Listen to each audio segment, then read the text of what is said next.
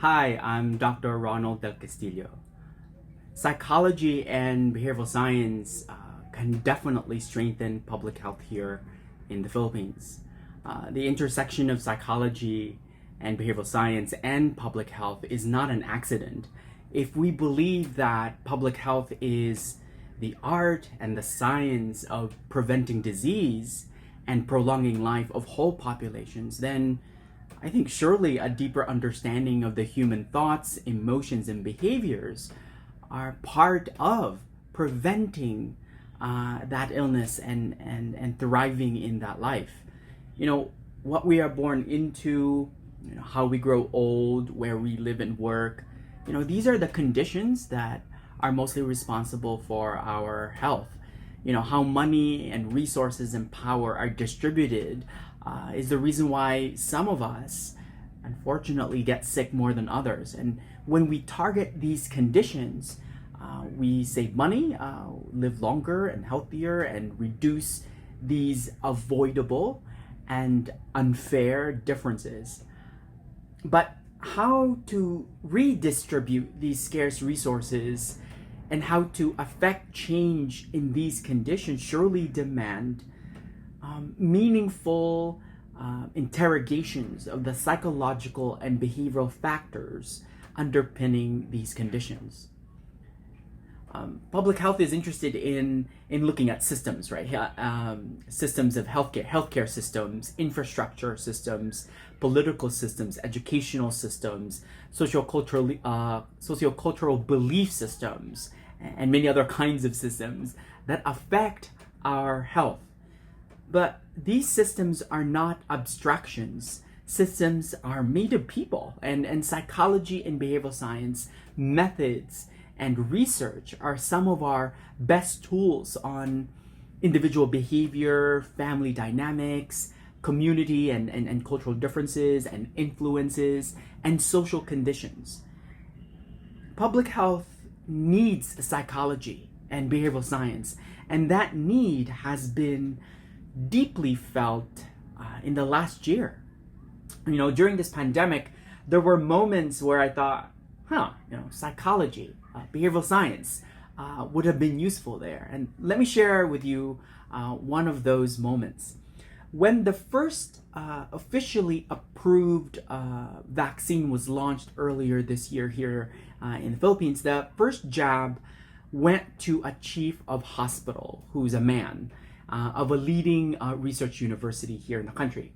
And with him were several government executives, many of whom were also men, at the front of that line. There was media, there was press. It was a big deal. It was certainly a celebration. But then I also thought, why was a hospital chief the first Filipino to get the COVID vaccine? We know that a sizable and stubborn, unfortunately, very stubborn number of Filipinos is hesitant or outright refusing the vaccine. So how do psychology and behavioral science come in here? We are more likely to follow others' advice, such as getting the vaccine, if those other people are more like us. So any chief of hospital is, of course, a stalwart and is well deserving of that first jab. They risk their lives so that the rest of us can be safer and healthier. But if an intention in a pandemic is to encourage whole populations to get the vaccine, psychology and behavioral science are powerful tools, exciting tools. And they tell us that cognitively and emotionally, perhaps the better approach would have been for someone else, more relatable, more like us, to get that first jab in front of all those cameras. In many countries, the first vaccine jab went to a staff nurse, a care worker, a custodian who cleans the emergency room, many of whom were women, and people whose thoughts and feelings more mirror the thoughts, feelings, and experiences of the general public. And so it made me wonder here in the Philippines, why was a male hospital chief the first to be in line? What was the psychological and behavioral science evidence indicating that having a male chief of hospital during National Women's Month here in the Philippines be at the head of that line? Was that decision helpful in persuading hesitant Filipinos to get the vaccine? Psychology and behavioral science would have been useful there. And since then, there has been a series of corrections, a zeal for educating the masses. And we need to reach as many people as possible with the correct information about the vaccine. We should make Filipinos understand that the vaccine is safe, is effective. We need to have experts lecture in webinars. We need explications in frequently asked questions publication material on social media. These efforts, while somewhat helpful, are coming from, I think, a reductionist approach to health and disease. The temptation to correct through the education campaign, for instance, implies that vaccine hesitant Filipinos either lack factual information or don't understand it. The evidence from psychology and behavioral science does not support this. There is no conclusive evidence that those who fear or doubt the vaccines are less educated, have less access to valid information, or are less capable of picking through all the muddiness of so much information. Psychology and behavioral science would have been useful there. Another is the intuition to refute misconceptions, with evidence is also tricky. The more we are exposed to myth-busting information, right, the less likely we might get vaccinated. This is because repeated exposure to myths, even when we're told they are patently incorrect, reinforces misinformation we already hold. Knowing the right information is not the same thing as doing right by it. So again, psychology and behavioral science would have been useful there. Vaccine is only one of the many challenges where psychology and behavioral science can contribute. But it is a useful one because it teaches us, especially this past year, it teaches us two things.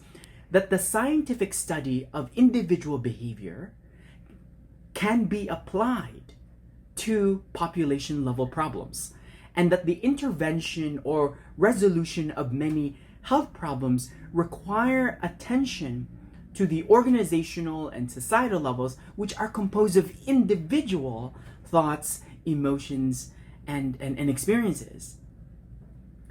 Psychology and behavioral science remind us that in public health, people are not passive recipients in a system, but are individuals whose emotions, thoughts, and actions and choices shape the very system that enables opportunities to thrive. Now, I see two challenges here for either side, for psychology and behavioral science to integrate into public health on the one hand, and for public health to welcome psychology and behavioral science on the other hand. For one, we draw a direct line between psychology, behavioral science, and mental illness or mental disorders. Especially here in the Philippines, psychology and behavioral science can at times be problem saturated and disordered focused. Conversations, discourse, and debates about psychology and behavioral science land on depression, anxiety, and other mental health problems. Don't get me wrong, of course, these are important and open public conversations we should be having, and that's a good thing. We should talk about mental health problems more openly. That's a very good thing.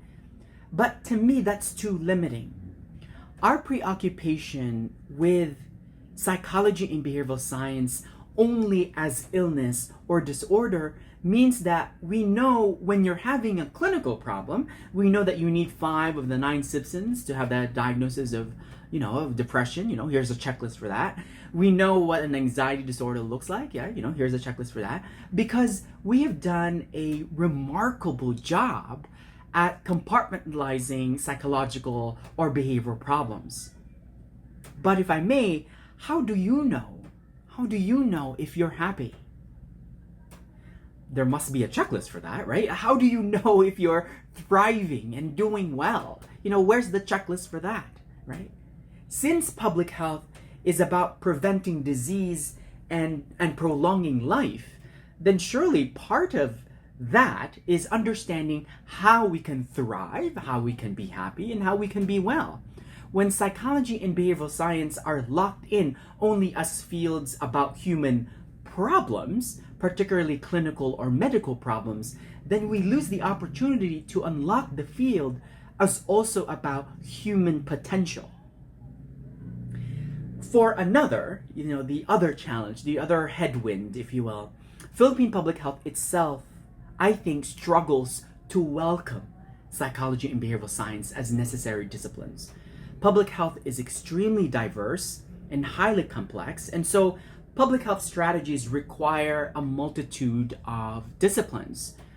Since researching, teaching, and thinking about health in general, and this pandemic in particular, demand considerable knowledge and evidence base, it is irresponsible, I would think, and unjustifiable for public health to be vested in a single discipline. However, for me, this pandemic makes possible a hegemony in which the biomedical professions have ownership and authority over our efforts to contain the pandemic. Psychology, behavioral sciences, as well as the other sciences, I suspect, would welcome closer, deeper, more meaningful relationships with medicine so that we can, together, tackle public health problems, this pandemic included. But the past year makes me wonder, the past year puts in question whether medicine is interested in loosening its grip on public health. But I am hopeful, Psychology and behavioral science have a key advantage against these headwinds. They know, psychology and behavioral science know very meaningfully human behavior. They are able to use the wealth of psychological and behavioral science tools to ask, why are we focusing on mental illness or disorders? How can we pivot some of our efforts towards human thriving and human potential? What feelings or thoughts can we cultivate to unlock our potential as a key public health discipline? The preoccupation of psychology and behavioral science with illness or disorder is fundamentally a human preoccupation. The hegemony of medical professions in public health is fundamentally a human influence.